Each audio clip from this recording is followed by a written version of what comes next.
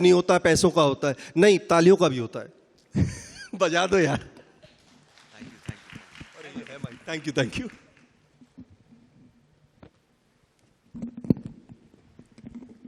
Thank you, Preetham. Thank you so much. Thank you so much. Hello, everyone. Ayushmann, it's so great to have you here with us on this platform. Thank you so much, Madhurita. This is not the first time we're interacting, but it's always fun chatting with you. Absolutely. So we're here to talk about how you redefine mainstream hero in Hindi cinema. So you started your career in 2012 with Vicky Donor. And ever since, your choice of roles have been brave, they've been risky, they've been quirky, all of that. But what I want to understand is that, did you always plan this? Did you always think this is the road you're going to chalk for yourself? Or was it like you saw a space in Hindi cinema and said, yahan pe koi nahi hai, and I can seize this and make this my own? I think in every time and era, there's a certain space for every kind of character, every kind of actor. But in the 10s, there was a definite void of an actor who was also a character at the same time. And it was something new in the 10s, especially in 2012 when Vicky Donor happened. That protagonist was there in an unconventional film which did commercially well. Right. It was never the norm in the past, so I think that was the only difference. But yeah, I'll be very honest. In 2008, when I came to Bombay for the first time, Ranbir Kapoor made his debut, and there was this void of actors in their 20s. Like most of the actors were in their 30s or 40s. There was no young actor in the 2000s. And Ranbir made the entry. I was like, अब तो ये आ गया, मैं क्या करूँगा? Then Ranveer Singh happened in 2010 or 11. मैंने कहा अब ये भी आ गया, मैं क्या करूँगा? So I had no option but to tread the unconventional path. And fortunately it worked for me because Shujit Sarkar saw something in me. I was an anchor on television. So he was like, yahi hai. So I was like, okay. So I didn't even audition for that film. So yeah, I was quite fortunate like that. But remember you telling me that you rejected like 6 films before Vicky Donor, right? Because somewhere you feared that as a newcomer, if you went wrong, you wouldn't get a second chance. I mean, that's a lot for a newcomer too, right? To have that kind of confidence. I was very secure in my own skin. I was a television presenter that time, and that was a time when I was interviewing actors, and I was learning from them their mistakes or their successes. Or whatever they used to do. So I had this notion in my head that अगर मेरी पहली picture नहीं चली तो मुझे दूसरा मौका नहीं मिलेगा. And I had gotten like 6 chances before. I was like, but it didn't resonate with me, the script. But Vicky Donor was such a breath of fresh air. And Shujit Sarkar was such a not commercial director, but a very credible director. And I always thought that this film will earn a lot of credibility. But commercial success was beyond expectation. So it was just a windfall. But as your film started working, Dam Laga Ke Hai Shah, Vicky Donor, Shubh Mangal, the audience was applauding you, the media loved you, and they called you trailblazer, trendsetter, all of that. Were the chances that you were taking become less risky? Because I remember once you said that as you get more success, you're also more fearful of what could go wrong. I have built the entire career of mine on risks. I just cannot not take risks. I can't really see myself in a typical commercial pot boiler. I don't know. I've always been an unconventional actor. So I had to take risks. The only trip in life is just to do something which is out of the box and novel, and probably the first attempt in Hindi cinema. Throughout the filmography, it's been the norm कि ये पहली ऐसी film होनी चाहिए. So it's that trip in my head, I guess. I don't know. I don't think about the outcome of the film, but I only think about it should be engaging. Entertaining, but number one priority is it should be the first step towards that direction. Also, interestingly, you work with a lot of first-time directors. Is that also because you think they have the same courage to push the boundaries like you do, same courage to take the risk that you love taking?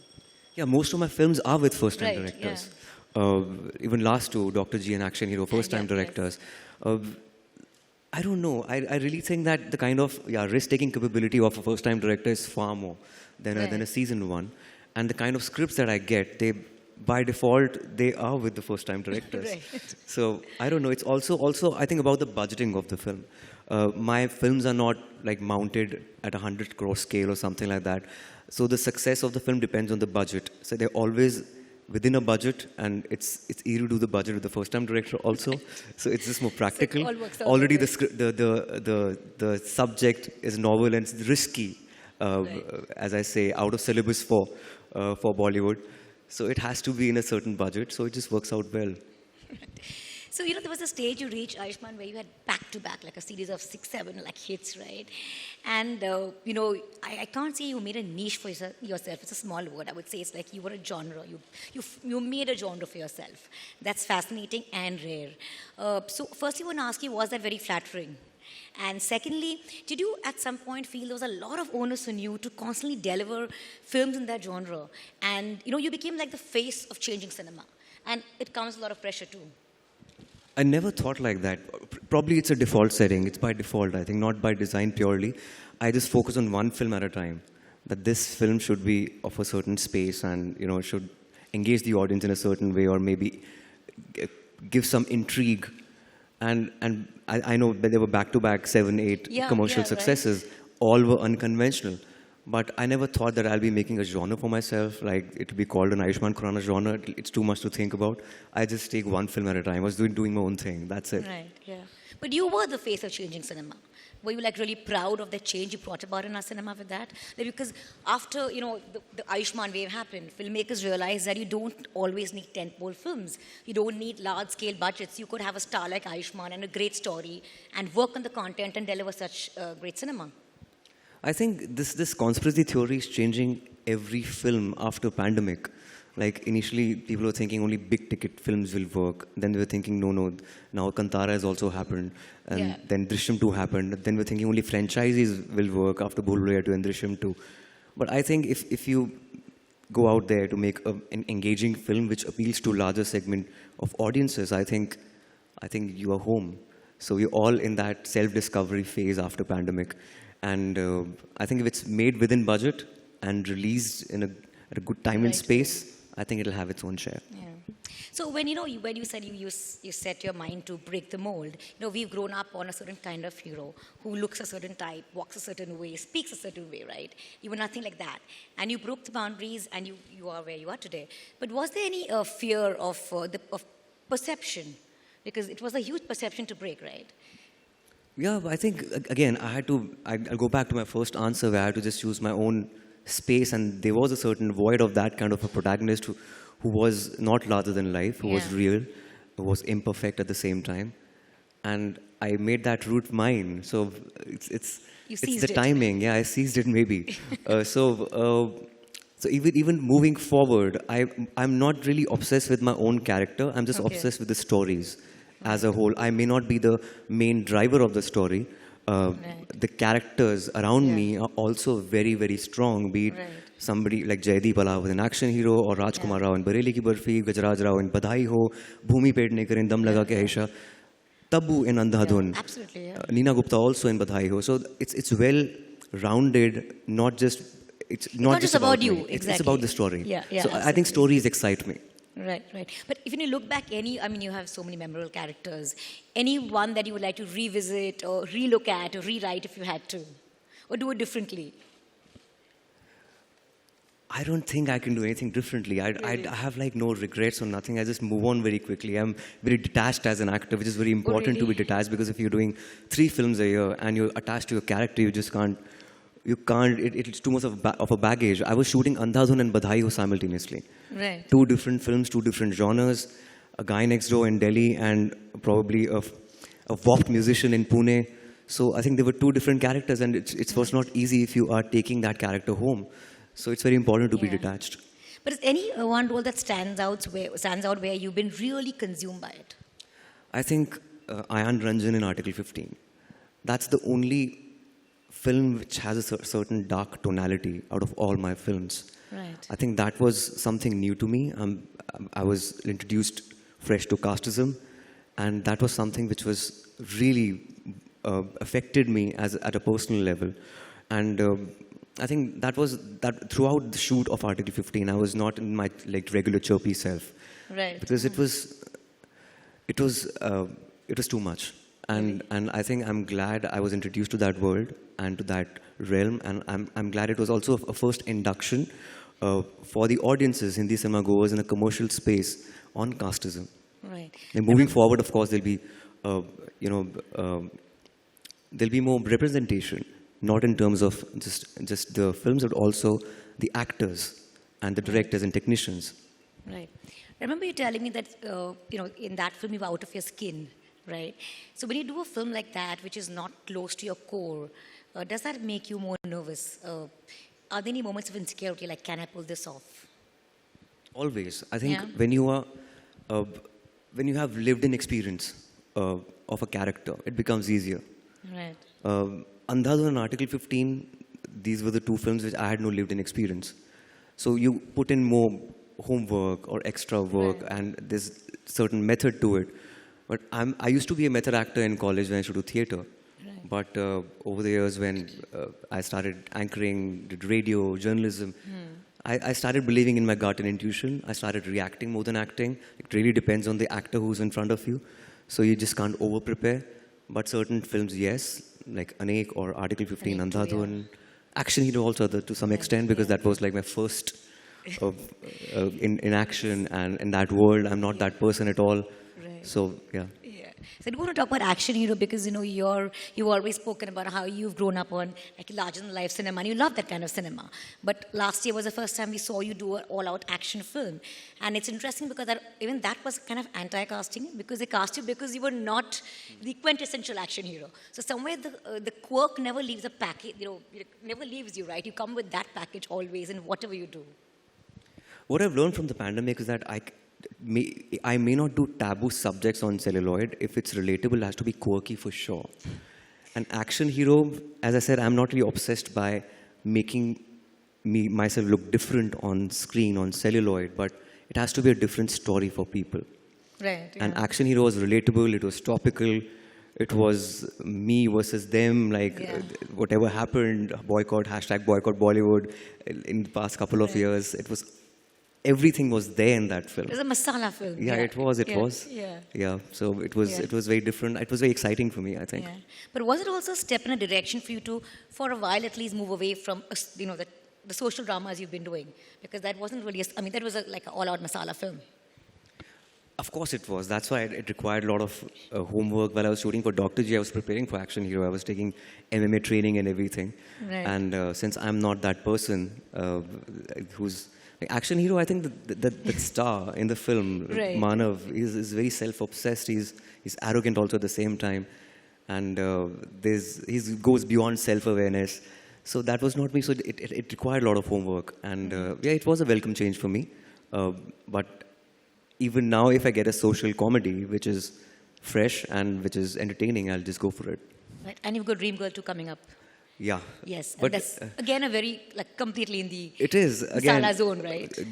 I don't think anybody has seen a commercial film where the protagonist is playing a girl after Chachi 420. Right. So it's been a while, and again there's a void for that kind of space and humor, and it's really exciting. I think it's Dream Girl first one in steroids. I think it's like that. Yeah. I remember you telling me that, after every 2-3 films, you need to do something which is away from your core. Do you still maintain that? Your films are anyway shocking subject-wise for us, and then you push it a step further. I recently did that with Action Hero. So I don't know, moving forward, I would love to do something which is again different, and it was my first, brush with action, and would love to do that again in future as well. Yeah. You've always said that the kind of actor that you're kind of out of syllabus when it comes to commercial Hindi cinema. So do you want to continue being a part of that syllabus and evolving in that space? Or do you want to start a new chapter and look at some other textbooks? There is no rule, I think. To break the rules, you should know the rule to begin with. But you've rewritten the rules. You have, right? It's just not me. I think after Vicky Donor, there was a certain void of certain kind of scripts. I could not really touch that benchmark for another 2-3 years. It started happening with Dam Laga Ke Haisha. So the onus also goes on to the script writers and the directors who believed in me, and there were no commercial actors ready to do that film or genre. Right. So they had no choice. So I it guess had to be you. Yeah. So I'm glad it happened. Right. And in future as well, I would love to explore something which is novel, out of the box, and the first attempt in Hindi cinema. Yeah. So irrespective of whatever genre you do, Ayushmann, what is the one thing you cannot take out of Ayushmann Khurrana? Irrespective of whatever genre of film you do, what is the one thing that you cannot take out of Ayushmann Khurrana as an actor? I think the simplicity. Sorry? The simplicity. I keep it simple. I just don't try too hard. I wanted to be as organic and flowy as possible. And also the camaraderie with my co-actors. There's no insecurity because I come from a theater background, and when you do theater, you're also ready to do roles which are cameos. For example, Gulabo Sitabo, for example. Right. I take it like a theater workshop. My mentor, Sujit Sarkar, he directed that film. He asked me for that film. I was like, there was no way I can say no to him. Right. So even if Bachchan Saab is taking the mantle and he's taking it forward, I'm ready to be just like a fly on the wall. So you can't just take that out of me. What about the quirk that never leaves you? As I said, I have no option but to be risky. And I think taboo is one thing I can get rid of for a while, but not the quirk. Okay. I have to stay with that. Yeah. I don't know a lot of people over here know this, but I remember last time we were talking, you spoke about how you actually don't watch as much movies. You listen to more music than you watch movies. So you're not the rare actor who also is a musician and an actor. Tell us a bit about that. There's a notion that a lot of people think that people who are consumers of art, they're also creators of art. They are not. Right. Like if you consume a lot of films, you have a lot of knowledge about films, and but that doesn't mean you can create. Absolutely. Yeah. So to be an actor or an artist, you need to live life. They're all lived in experiences. You need to meet different kind of people, go out there, go to smaller cities, interact with people. I make it as an exercise whenever I shoot in smaller cities. I make friends with the driver or local production guy over there. उनके घर से खाना मंगवाता हूँ, उनसे बात करता हूँ, उनसे क्रिकेट खेलता हूँ, ताकि उनकी ज़िंदगी के बारे में कुछ पता चले. Like otherwise we live in a void. We live in that bubble कि हम actor बन गए and there's no growth per se. So if it gives you fodder for the characters you're playing on screen. Right. So of course you need to watch films, but you cannot be consumed by watching films. But yeah, coming back to music, I think music is my first love. I discover a new artist every single day, and I love indie music. I love ghazals, Sufi, every kind of genre. But taste in music is also very eclectic, right? You would tell me these new artists you keep discovering. I do. Yes. मैं फिल्मों के बिना रह सकता हूँ, मैं music के बिना नहीं रह सकता. So would you say that your life experiences has actually made you a better actor? Definitely. I was blessed that I started a theatre group in Chandigarh called Aghaz and Manch Tantra. We were like 15 odd driven students, and we used to travel length and breadth of the country, and we were just 18, 19-year-olds. So that also makes me better with Indian languages, because every 10 kilometers the language changes, and you meet people from like the lowest common denominator, and you interact with them. So the induction was very early in life. Right. So I think it really helped. Right. So lastly, I want to ask you, Ayushmann, the kind of cinema that you've done all these years, are way ahead of its time in many ways.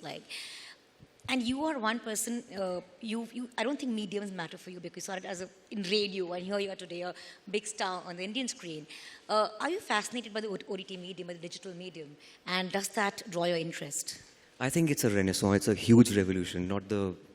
we are in renaissance right now. Absolutely. Yeah, it's a creative renaissance of sorts. When you talk about OTT, I think it's like IPL. There's emerging talent, and there's space for a lot of people. And, there's great talent out there. And all we need to do is choose the correct medium for a correct project. Right. That's the learning from the pandemic. But I think I love OTT, whatever is happening there, especially I recently watched Jubilee. My brother's there. Yeah, so I'm so proud of him, and I loved everything about that show. And that's the only thing. And no medium is small, be it television, radio. अगर आप एक artist हैं, आप theatre पे भी खुश हैं perform करके. So if you're an artist, you should just be there in any medium. It doesn't really matter. Right. And lastly, for an actor who's made his own genre of films, is there any genre that you would like to explore which you haven't up until now? The horror comedy. It's a hint. Horror comedy? Yeah. Okay. It may happen soon, and I'm really excited about it. So will we probably see you, are you exploring that right now? Yeah. Super. So we'll see you in that genre. Yes, but it'll have that Ayushmann quirk, I assume. Definitely, it has to be there. Otherwise, I don't know, it just has to be a little different. Otherwise, it doesn't excite me anymore. Absolutely. Thank you so much, Ayushmann. It was lovely talking to you. Thank you, Madhurita. Always exciting talking to you. Thank you so much, everyone. Thank you.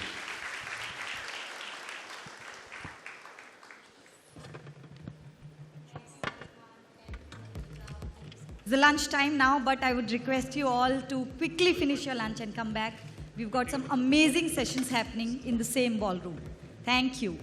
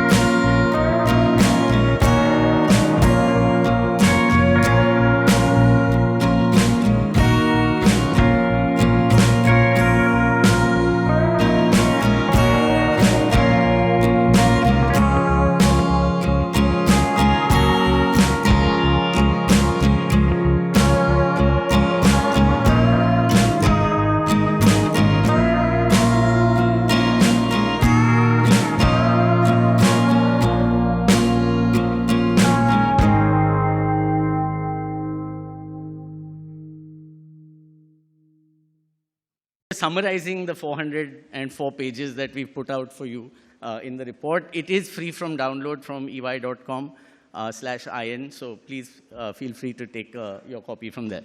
Could I have the presentation up? Okay, so I'm just going to quickly start with the sizing. As an industry, for the first time this year, we crossed the 2 lakh crore or 2 trillion rupee size. And I think we need to put our hands together for that. Because after getting debilitated in COVID, where we fell by over 23%, I think we've had 2 successful years of revival, and it just shows the resilience of the creative industry that many other industries still haven't reached their pre-COVID levels, but we have actually managed that. So that's a great thing. Interestingly, the size of 2.1 lakh crores does not include the size of data charges that are used to consume all the digital content, the music, the news, the gaming. So this year what we did is we said, let's try and estimate that number as well. That how much out of the almost 2 lakh crores that people pay for data, retail data, is consumed in media.